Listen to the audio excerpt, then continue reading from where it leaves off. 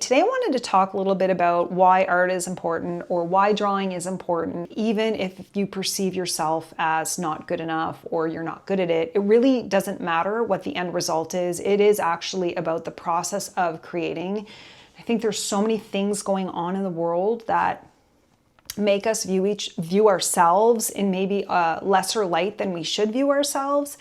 And I've seen comments in my videos where people are saying, I'm not good at it, so what's the point? There's been a few comments like that, and I just think it's really important to sort of address that and talk about it. So if you're someone who enjoys drawing, picking up a pencil, doodling, but the end result for you is not what you want it to be, and you think that you're not good at it, and what's the point? This video is for you. There are so many reasons to draw, even if you think that you're not good at it. And I'm going to mention 5 reasons. The first main reason is, drawing has been used throughout history to tell stories and share information. It has been around as long as we have. When people were drawing originally to communicate, it wasn't about, am I good enough? It was about sharing a message, an experience, a feeling, an emotion, telling a story. The second reason why drawing is really important is because we are kind of in a situation right now in the world where it's sort of ingrained in us to be productive all the time, to always be doing something, to, if we do anything, the end result has to be perfection. Like you have to be number one, you have to be the best. But what's wrong with drawing because you enjoy it and drawing for the sake of wanting to draw? You don't have to share your art with anyone.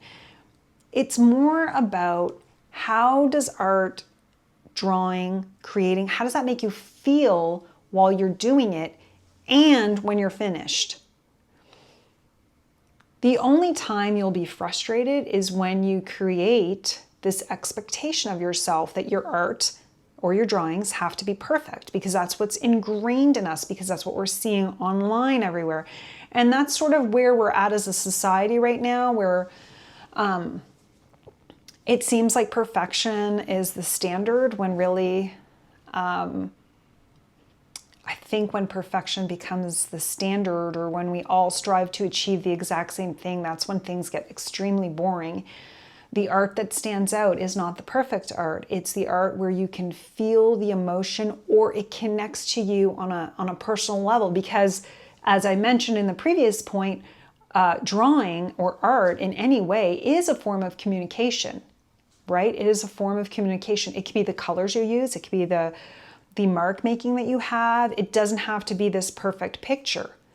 You can feel something when you're looking at someone's art, just like you feel something when you're putting pen or pencil to paper. It doesn't matter what the end result is. There are so many people out there that are drawing and creating and aren't putting it out there on the internet for the world to see. I'm probably going to flip through some of these pages here, a world of art journals, or a world of artist journal pages. It's one of my favorite books. And I think the thing here is it says here, 1,000 artworks, 230 artists, and 30 countries. Everyone around the world is drawing and creating, but not everyone is sharing it on the internet. So if you're online and you're looking at only the perfect things and you think, well, what's the point? What's the point, because I'm not as good as everyone I'm seeing out there? Well, how many of us are out there not sharing it? I don't share half the things I do on Instagram. Not all. Every art isn't a masterpiece. It's not meant to be a masterpiece. What it's meant to do is, how are you feeling at the end of it? And did you take time to yourself? Do you feel more relaxed? Did you process your emotion? All those things are happening behind the scenes when you pick up a pencil, right? You are processing your emotions. You're processing how you see and interpret the world around you.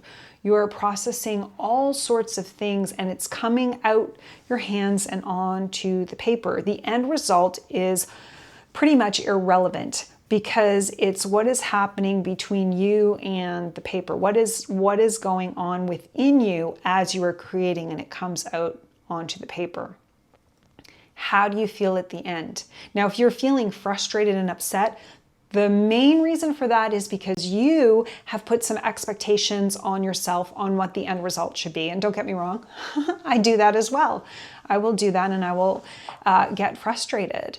But the key is letting go and just allowing whatever wants to come out onto the paper to come out. If you go with a preconceived notion as to what you want to draw and you don't achieve that goal, that invisible goal that you set for yourself, that you have to be perfect or you want to draw a certain thing a certain way, when you don't achieve that, you feel like a failure. Therefore, why bother?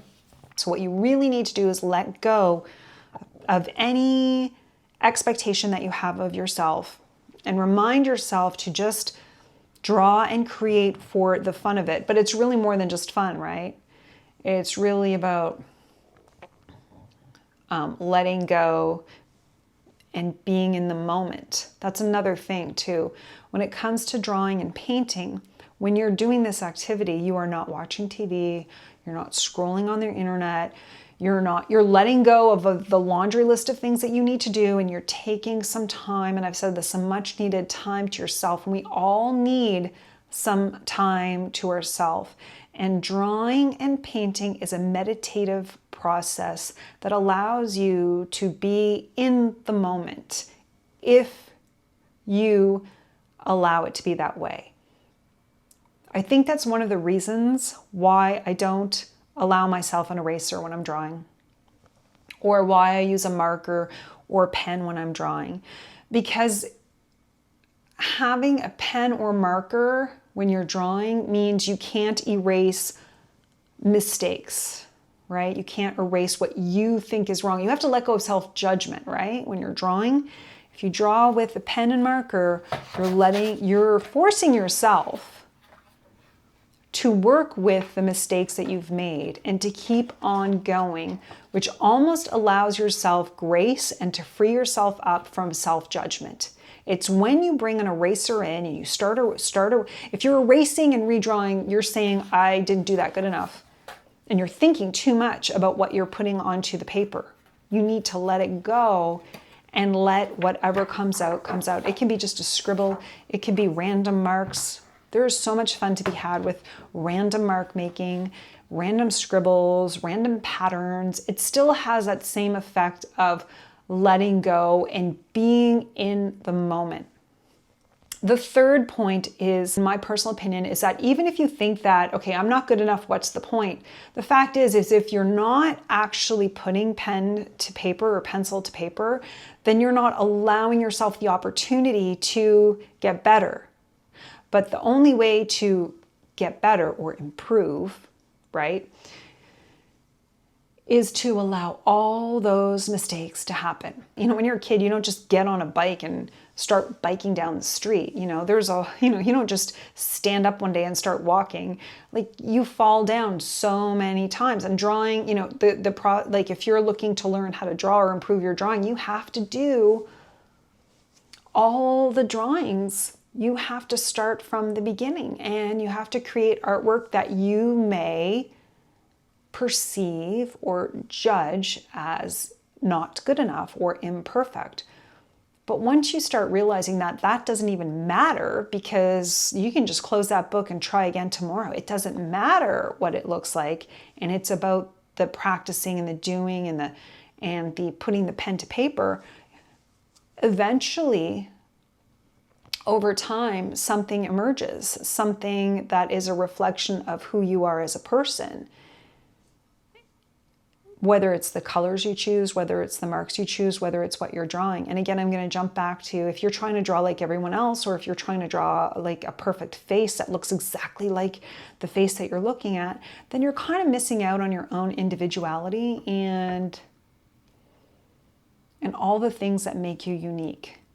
Because all of your experiences, everything that you see, perceive, everything about you and that wherever you live in the world, if you're trying to draw like everyone else, you've kind of erased your own self in a way. You have to be able to allow your own self to emerge onto the paper. And that will take time and practice as well, right? So I do agree that it's important to maybe figure out fundamentals, if you will, but actually I don't. I don't think that. I think you could just scribble and draw and paint and create and do whatever you want. It really doesn't matter. You could close the book at the end of the day, but what you've done is given yourself an